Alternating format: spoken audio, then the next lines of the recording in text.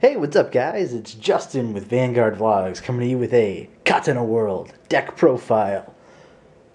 Buddyfight style. I don't know. Not very funny. Okay, starting off. Katana World flag, Buddy, Electron Ninja, Shiden. Now, this I can already tell is going to be the most controversial part of the deck. Mainly because I couldn't think of a reason not to use Shiden over Tsukikage as a buddy. Now, I'm just saying that as a buddy, because there's nothing, I don't get any special benefits for using one or the other as a buddy, especially since in one turn, using Electron Ninja Shiden, you gain the life for buddy calling, and you draw 2 cards. It's a more positive turn. Tsukikage is just as good, but I don't get any special bonuses for using him as the buddy.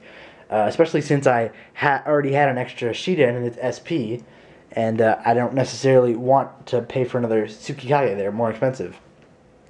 That said, if you think there's a reason I should use a different card as my buddy, let me know in the comments below.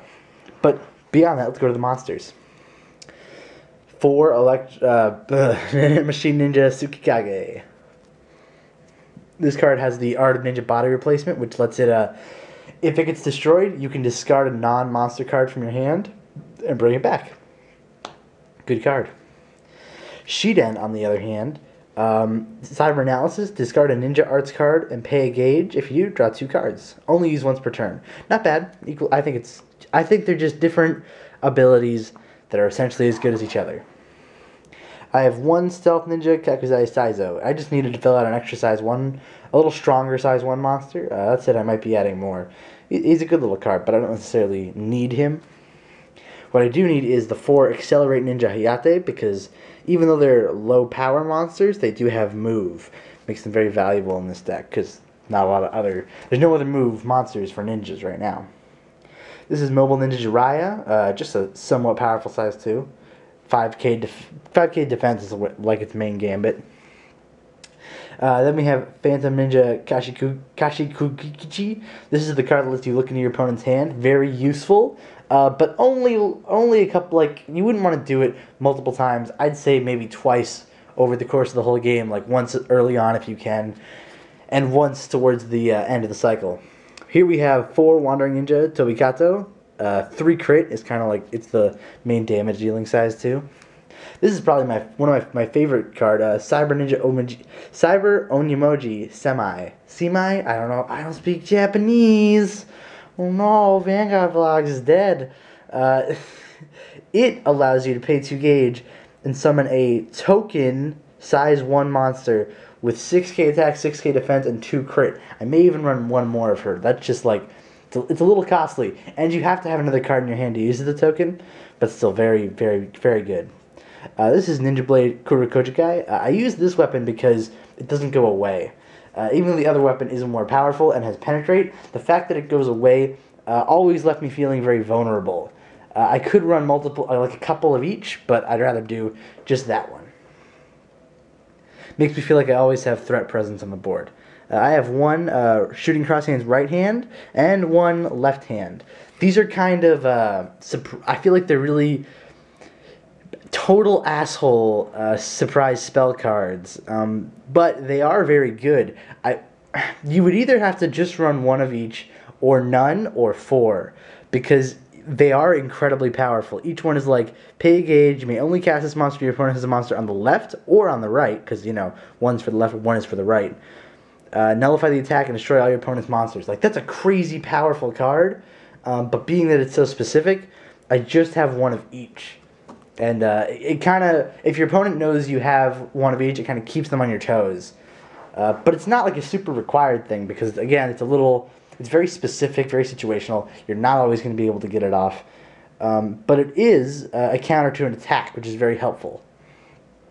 Then I have 2 Destruction. There was no other real way to get weapon removal from your opponent on the board, so I decided to throw in 2 of those. Over here, we have Clear Serenity. This is the ninja version of, like, Lord Or Meditation to give you free gauge, except this one gives you 3. But you can only cast it on your turn, which seems, oh, you can only cast it once per turn, but you can cast it on, because it's a counter, you can cast it on either turn. I'm sorry. It makes that a little more powerful, especially since a lot of their abilities like use just 1. Almost every card monster card with an ability uses 1 gauge. Over here we have Art of Body Replacement. This is just the standard counter attack, nullify the attack. It's good little card. I like the art on it a lot. All the Katana World art actually is fantastic. I like the trimming with the bamboo and the cuts in the bamboo and the sword. Oh, just great. Buddyfight's awesome cards. Then we have 4 Ninja Art Steel Ball. This is like the Drago energy. It gives your monsters the power and the counter attack. 3k each for attack and defense. Love it. Gotta have it. Now, we get into the more of the bread and butter of the deck. I'll start with this card. This is Art of Explosive Hades Fall. This allows you, if you haven't seen the anime, this is kind of like a really, it feels broken, but it's more just kind of a fuck you kind of attack. Pardon my language. What it does is, you set it on the field, you pay a gauge, and you can choose any card from your deck and put it face down underneath this card. When your opponent summons a monster of the size of the monster that's under this card, you can activate it, you destroy the monster, and do 2 damage to your opponent. Now 2 damage isn't significant, it's probably not going to make or break the game, but it is really annoying, and it's a good way to keep up the pressure. Especially if you can have 2 on the field at a time, they feel like, oh, what am I supposed to do? I can't summon nothing. Is my face in there? No. So this is the bread and butter of the deck, impact cards. This deck, the Ninja deck, is focused on impact. This is Secret Sword Lethal Formation. This is a set impact card. What you do is, you play this card, set. It has no cost of its own. You take one of these 3 impact cards. These are the only 3 that exist right now. Let me zoom in on those actually. Zoom power. It's like puppy power. You guys remember Scooby-Doo? Yeah, you do. Okay, there we go. Now, the idea is that you activate these impacts not during your impact phase, but as a counter. So you can place these during your impact phase, play one of these underneath it face down, and then activate them as a counter. I run 2 of these ones, or 1 of each of these ones, and then 2 of this one. Here's what they do. This is probably the best one, hence it being a triple rare. To pay 3 gauge. By the way, you don't have to pay the call cost until you activate it, like as a counter. And this is a counter that destroys your opponent's spell, like nullifies a spell and deals 3 damage to your opponent. This actually could be a game winner because these come out of nowhere really fast.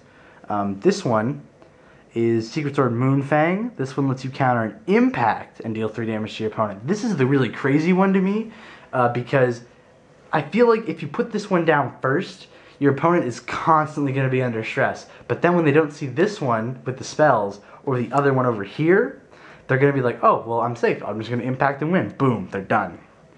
This one's called Shooting Star.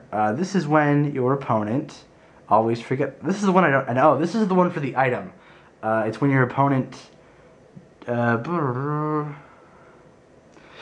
sorry, I always forget, this is the one I use the least, but it's probably actually the most useful. When you're attacked by a weapon, you activate this, destroy your opponent's weapon, deal 3 damage.